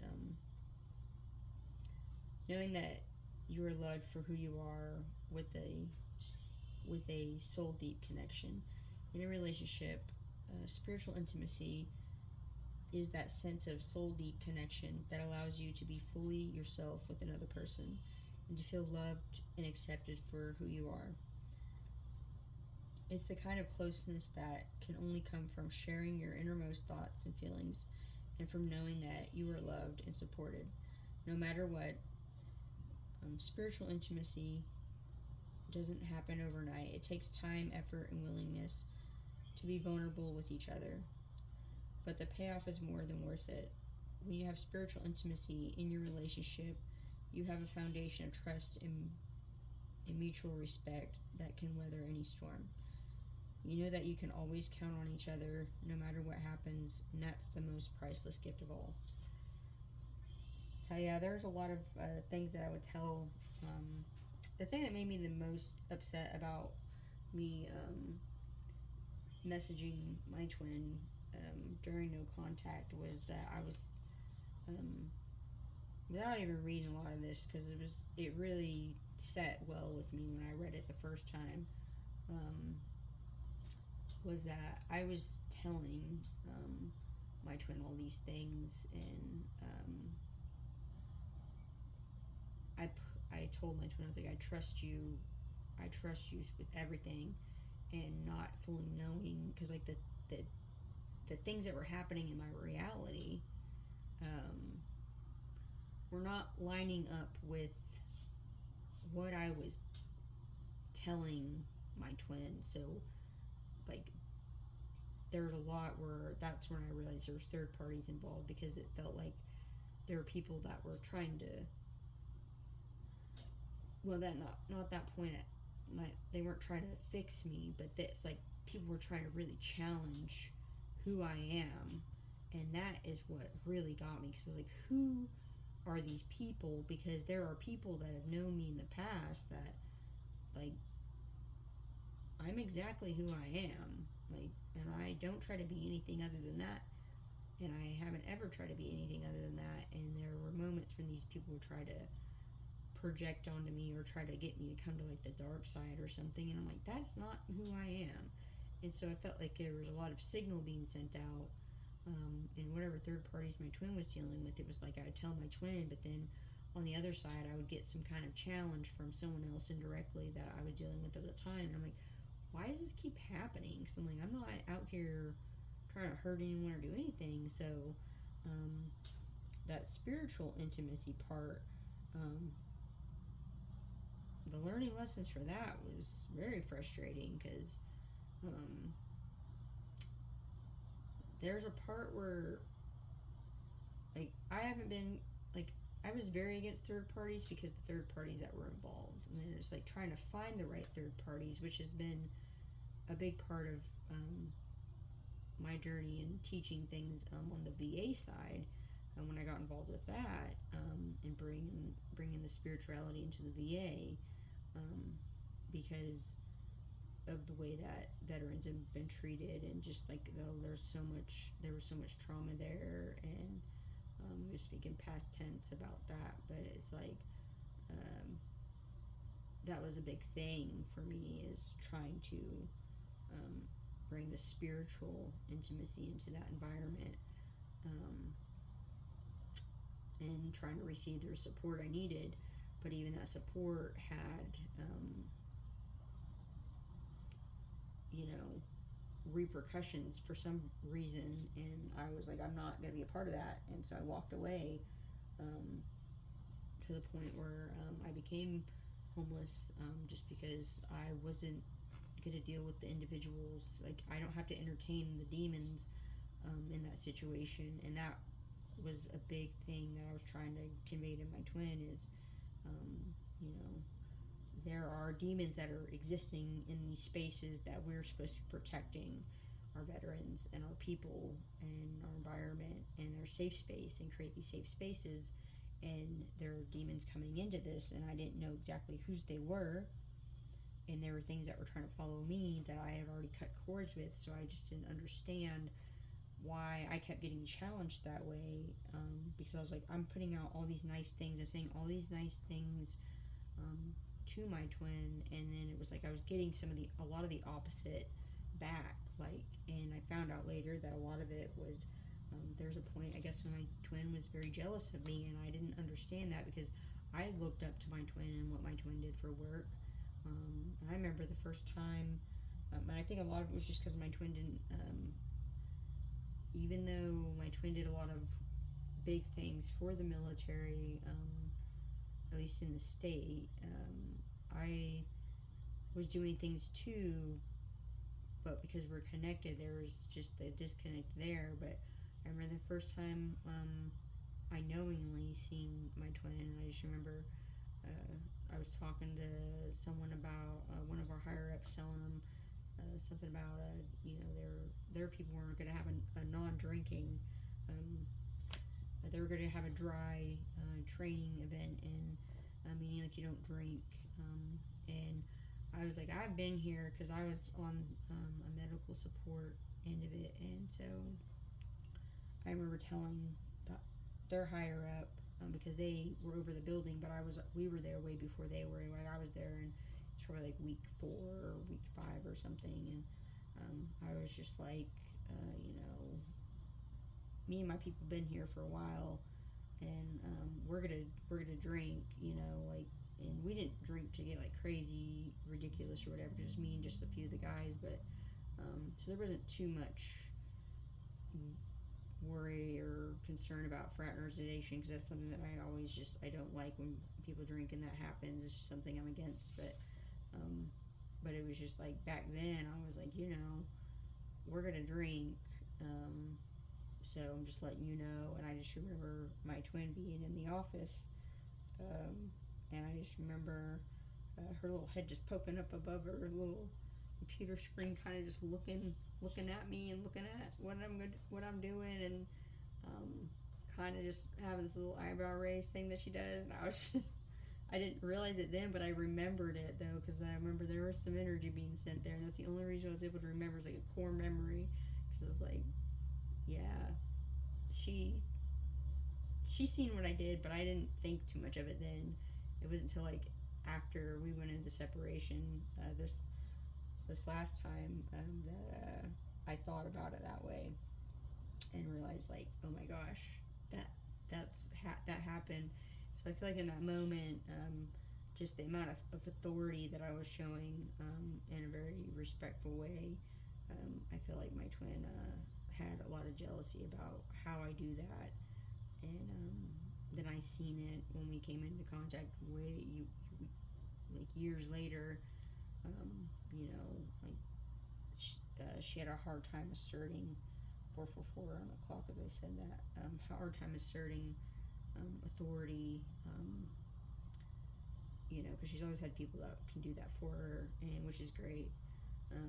But yeah, just like the delegation and all that, I just realized that there was a lot of jealousy there that I didn't anticipate happening, because I definitely was sending like, I appreciate what you do, but I guess in some ways, like her strategy, I didn't agree with it, and so that was something that I also had to learn. Like, we both have our own individual unique strategies of how to do things, but it was her having to learn my strategy. And so, like I said, like we had a lot of multifaceted and multi-dimensions that we had to learn. And so, but through that, we have built an arsenal of intellectual intimacy in a lot of different areas, over the course of us learning in our training, and I am grateful for that opportunity. And so, yeah, whenever you're going through a twin flame journey, or a high level soulmate, or soulmate journey, or any spiritual journey, just I guess another way to switch tracks is, and not just look at only the physical part, is look at the intellectual part as well, because there's something else to be learned in there. And the list of what I've learned and through mine, and I don't really know the complete list of my twins, but we've gone through it together. But it's a lot of it was a lot of technology stuff, and a lot of it was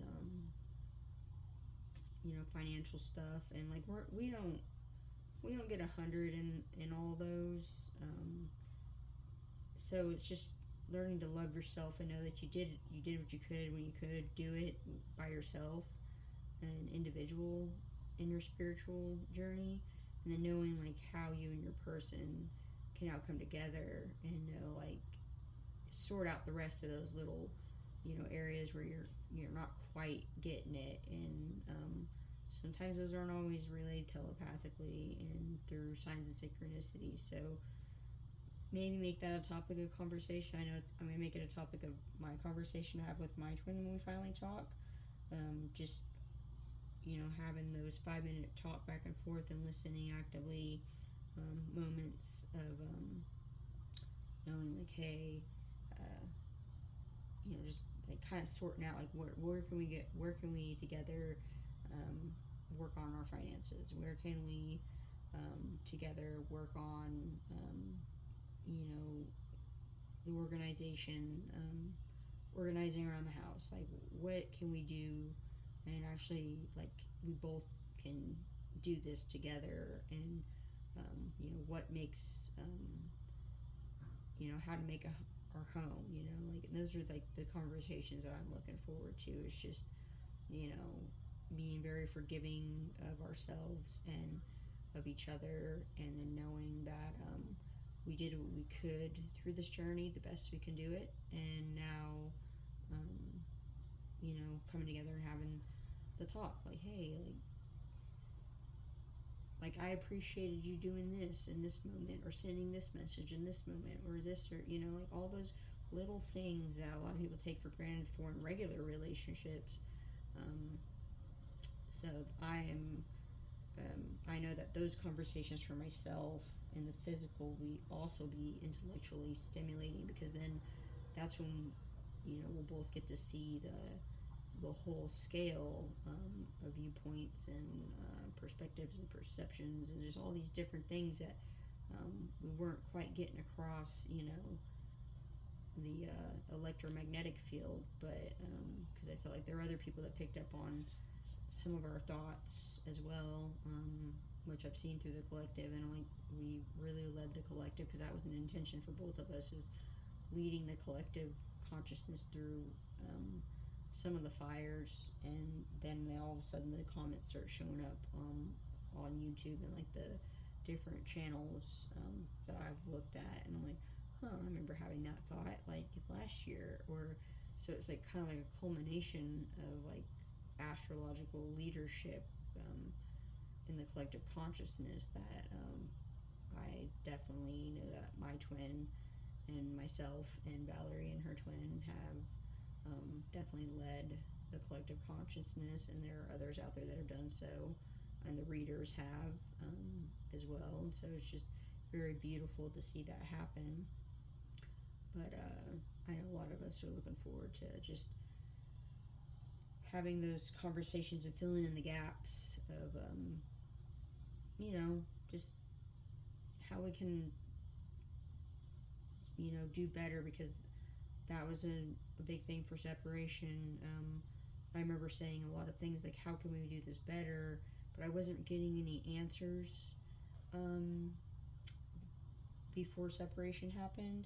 And so when separation happened, it was like, it wasn't just me being underappreciated, my twin was being underappreciated, but then there were moments where I felt like I wasn't completely appreciating what my twin did, but it was like I wasn't able to get the signal because it was being blocked by my ex, who was just all up in my business, trying to look through all my stuff and, you know, hack into everything. And I was just like, I mean, I just don't know how to, I just didn't, I was like, I don't know what to do. And so separation happened in a lot of my relationships, and I had to build a whole new life just because people didn't appreciate what I was doing. And I know I'm not the only one that went through that, because I'm not the only divine being that exists. There's a lot of us out there that got the call, and a lot of us answered it, and we all had to answer it a different way, and that's just how we evolve. But we're all going to be leading something, you know, in this new world era. But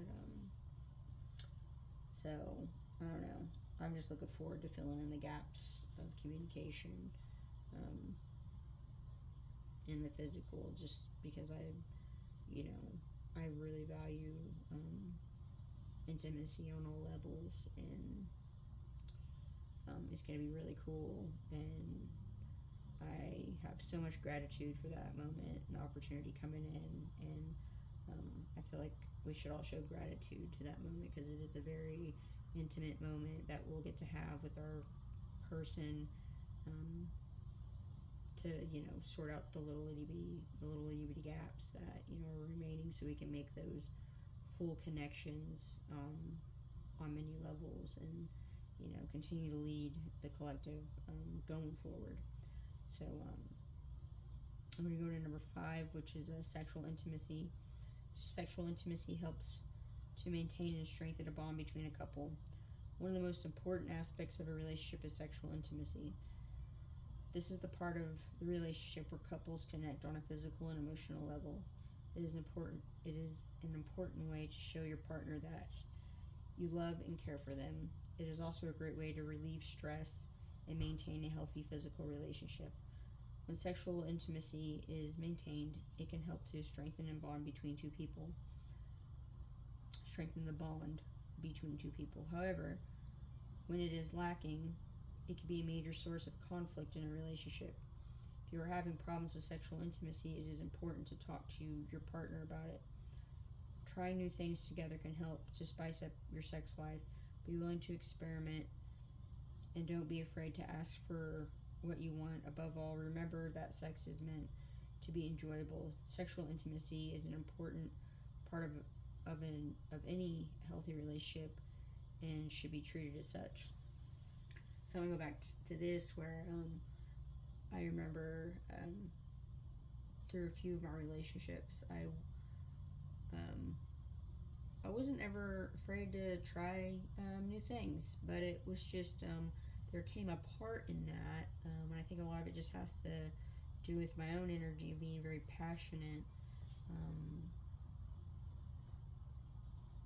in putting a lot of passion into those sexually intimate moments. Is there were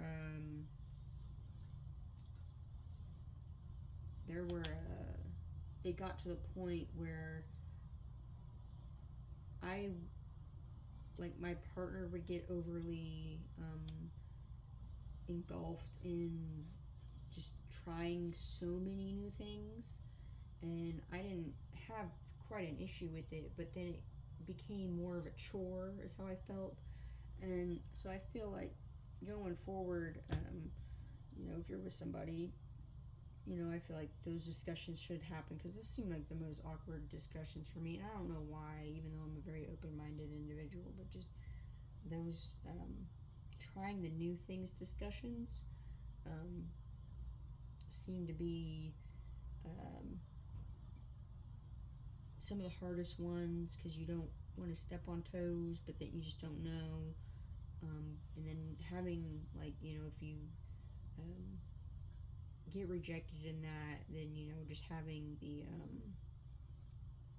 being able to bounce back and kind of be like, well, why? And then having a partner be like, well, this is why, and then understanding, and then finding compromise, or just knowing well,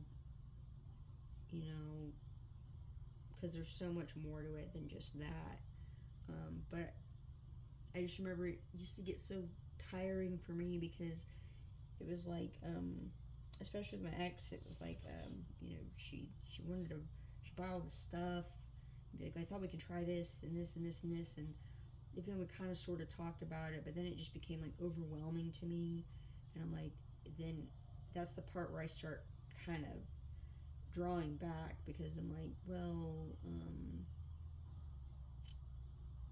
when it comes to that part, I have a lot of issues with it just being relationships only being about the sexual intimacy, and so it made me tired to think about those things. And even though when we would do things, it was body painting, and there's some other things, nothing too crazy, but it was still just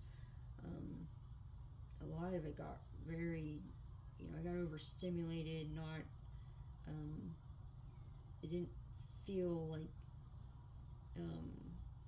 the right kind of overstimulation. It felt very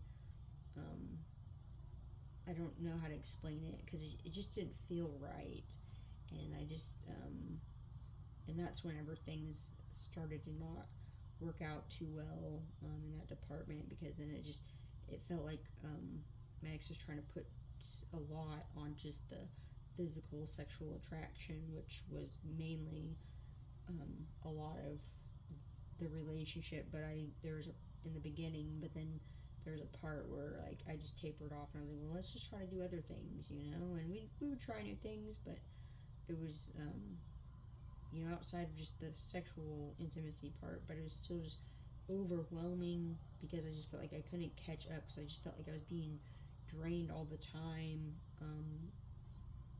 And then when I found out, what a narcissist is, I was like, oh, now it made so much more sense to me why I was feeling so drained, and I couldn't quite make those connections, and then why there was so much pushback from my ex about things, because they just wanted me to just do their agenda. And I was like, I don't really have an agenda, but I have needs and wants that I want to do. And one thing I used to like to do was build things, but you know, it was fun when my ex would do those things with me.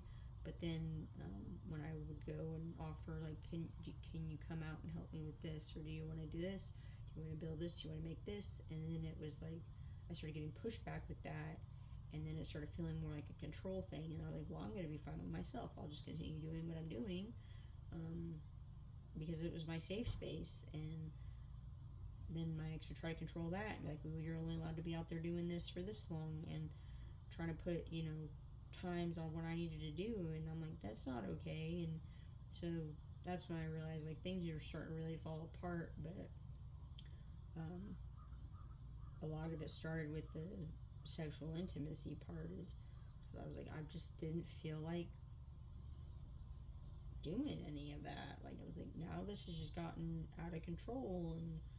And I tried to voice it, and I got pushback from that. And I got my, you know, head bit off pretty much, saying, like, I just don't want to have sex. I just don't. And I was like, it just doesn't feel right. And then I got the whole they're cheating on me thing, and I was like, that's ridiculous. And I was like, it just didn't quite make sense. But now I'm like, yeah, now I know why. But then I just, in case anyone else is wondering why, like, I found it was a pretty common indicator that we don't talk about things like that. It's easy for the physical, sexual intimacy to take over a relationship, and I'm not a lustful individual like that, so I just don't. So I get it, but when I was younger, you know, I did have some of those indicators of being that way, because I had, you know, a dad and a mother who, you know, divorced, and they kind of went through their things, and I'm not going to get into all their stuff, but it was just like I realized that there was a pattern in my family that needed to be broken, and it was me not giving into those lustful natures of my partners. And so that was something I had to learn, and I learned it, but then I was like, I kept having to relive it, and I was like, why is this happening so often? And like now I'm like, well, now I'm going to voice it, put it out there, so everyone can know. And like, you know, it's vulnerability, and me being vulnerable about it, and here I am being vulnerable about it, because I don't, I feel like other people go through this, you know, I'm not the only one.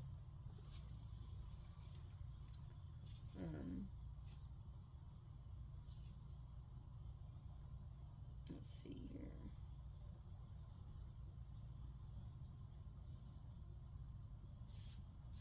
I've pretty much said that.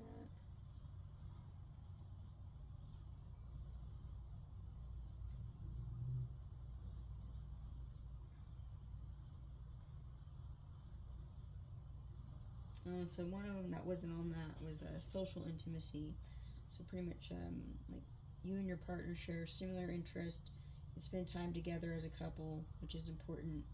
And then asking, you know, what kinds of things do you do together? Do you have fun during your quality time together? One way to build social intimacy is to try something new together. By doing this, it levels the playing field, so you both can embrace the moment, being vulnerable, and the weirdness of you both not having experience in the new thing.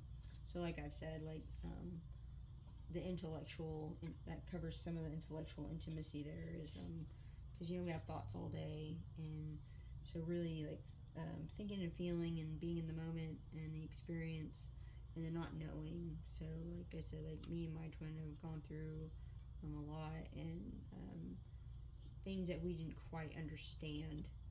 And so we've not just socially grown in those fields, but we have also intellectually grown in those fields. So,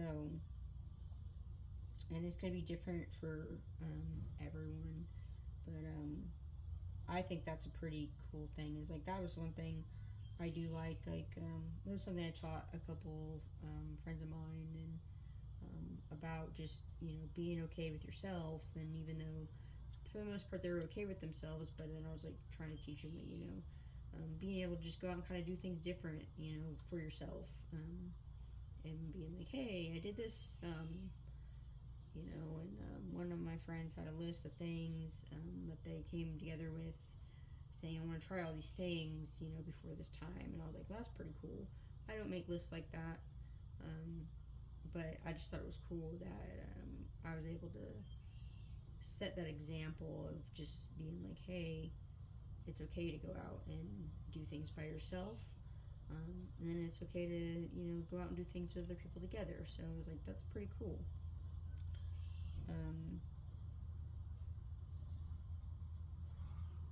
And then there's the having the balance of together time and individual time is very important. And I've already talked about that. And then there's the building of intimacy. So it's not just about the day-to-day interactions. Being near your partner that builds healthy and deep intimacy. And that goes back to me saying, like, I was already building these levels of intimacy with my twin and not realizing fully that I was doing it. Like, I had some intentions of, like, I was trying to build rapport, and that was very intentional for me, because I did see my person at a soul level, but I did, before I knew that, how deep our connection was. And I know I keep saying that, but it's just, I put emphasis on it because I know that I'm not the only one that had that happen before they went in separation with their person. So but I was very intentional about building the rapport, because I'd taken management classes and advanced management classes and things like that, and I've always been able to do that, even though I don't I'm like an ambivert, but when I was younger, I still knew how to naturally build rapport with people, but I still was very quiet at the same time. So it was like, once you got to know me, that I had your back, no matter what, as long as you weren't out there being ridiculous and getting yourself in a lot of crazy trouble. But ultimately, like, when I make those connections with people, I have their back through a lot of thick and thin. It's just because that's just how I am, which was another reason why God and the divine just ripped me from a lot of situations, because it was like I was giving in to a lot of things and I was trying to have people's back, but then I realized people were just using my energy to do things that weren't right, and trying to use me as their their backbone, as if you will, to have that excuse to do things wrong, and I wasn't realize what was going on in the dark, and that's when I was like, okay, well, that explains why there were times where I felt extremely tired, is my energy being siphoned from me from energy vampires that were around me that weren't doing things right, and I didn't realize it, because a lot of my stuff was being blocked from being with a narcissist, and not just in my romantic life, but in my other work relationships, and realizing that, so now I'm pretty big on the spirit of the narcissist as well, and like knowing when that is there and when it's not. And so I fought that and won more times than I needed to, but I did it, because there's different scenarios that happened.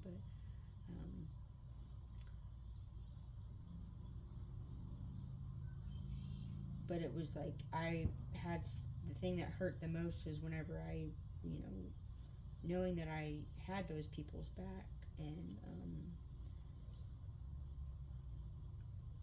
being around those people,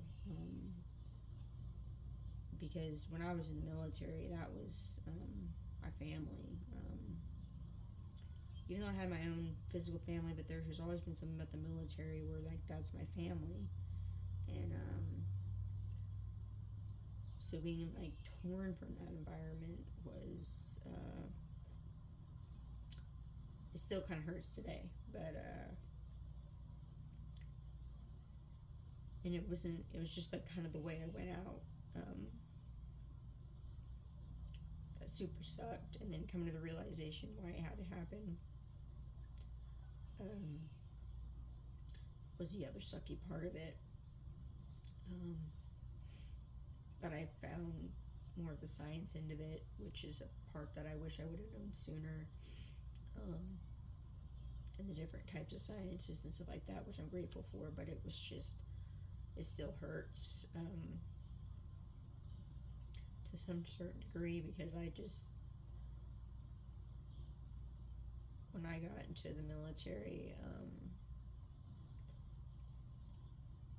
I always knew there was something, there was a God reason why I was there, and what I would bring to the table, just from my past experiences, doing missionary work, and so some of it's had a lot to do with that, and I brought a lot of that into the table, and the spirituality to the table, and the thoughts and minds of collective consciousness of the leadership, and the same leadership that was trying to do things that they shouldn't have been doing, like trying to think that they needed to fix me when it was themselves they needed to really look inwardly with, because I've always done self-reflection and asked myself questions, and I've been done that very well since I was a kid,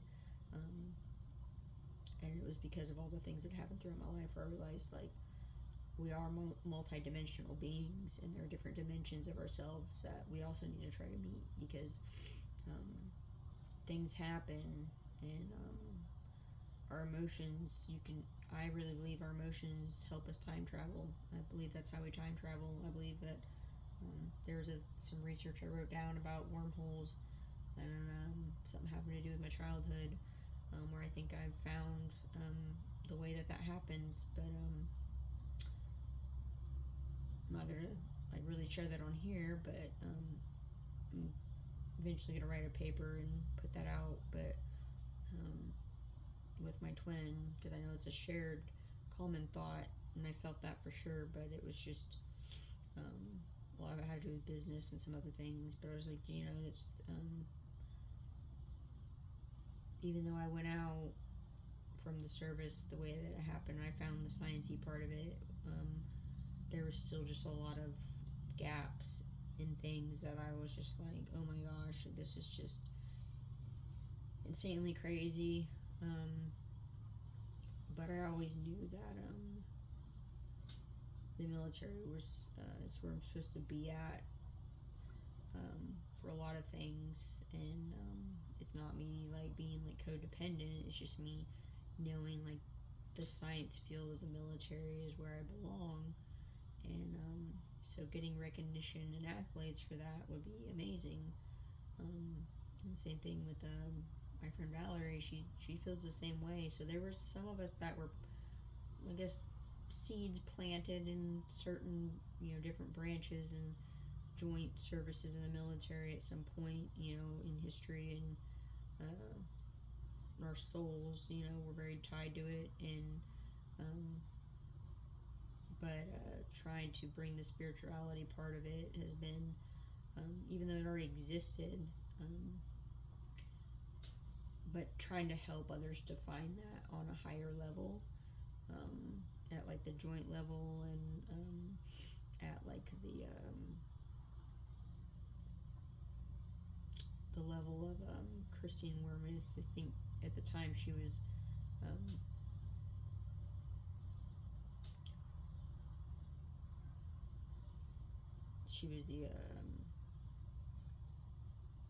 the chief that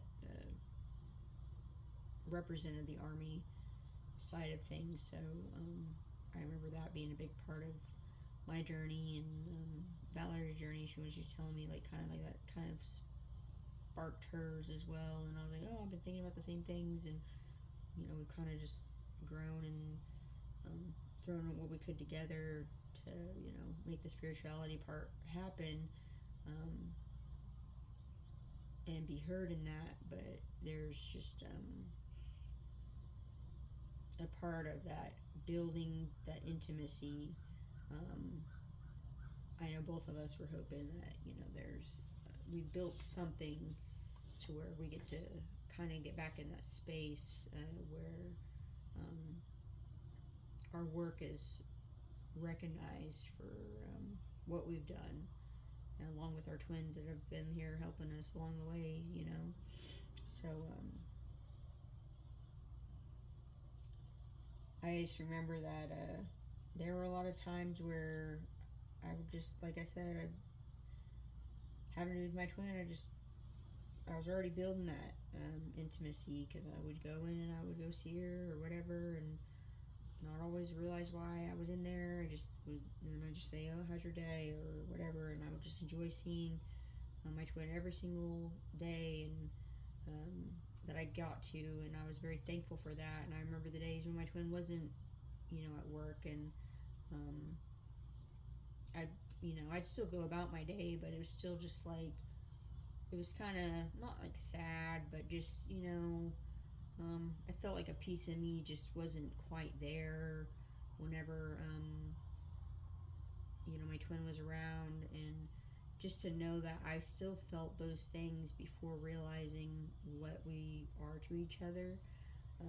It's just amazing, you know, look back and reflect on those moments, knowing like, yeah, that's my person, like that's my twin flame, like that is a reflection of me, and I'm a reflection of her, and it was just like miraculous to know that relationships like this exist. They're the hardest ones to have, but they're the most abundant as far as intellectually stimulating intimacy and learning, um, but still some of the hardest ones to have. And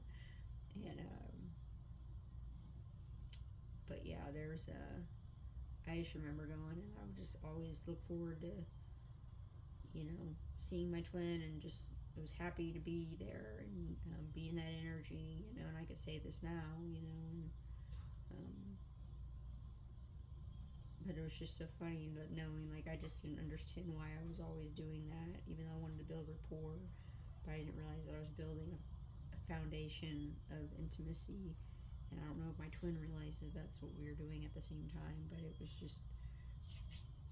just pretty miraculous to look at it now for what it was and what it is and how it went down.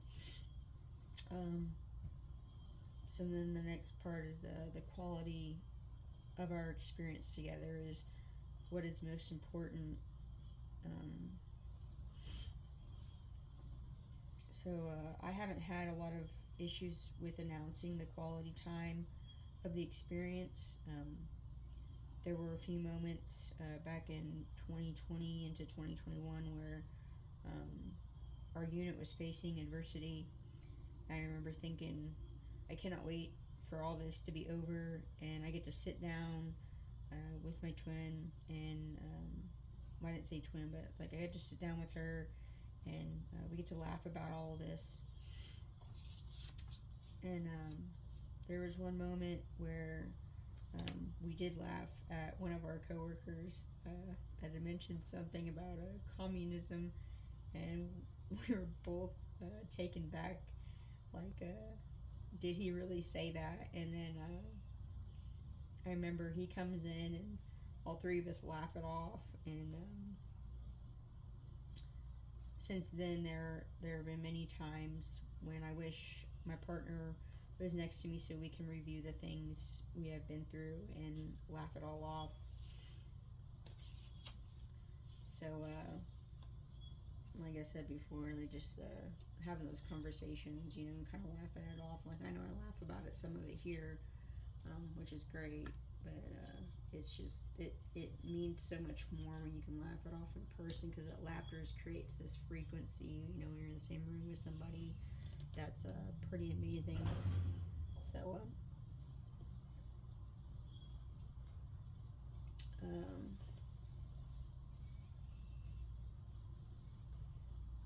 But yeah, that's what I have for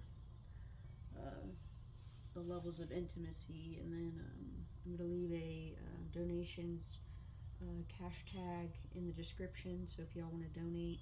And I'm going to come back on here. I got to take a break, so I'll see y'all in a bit, collective.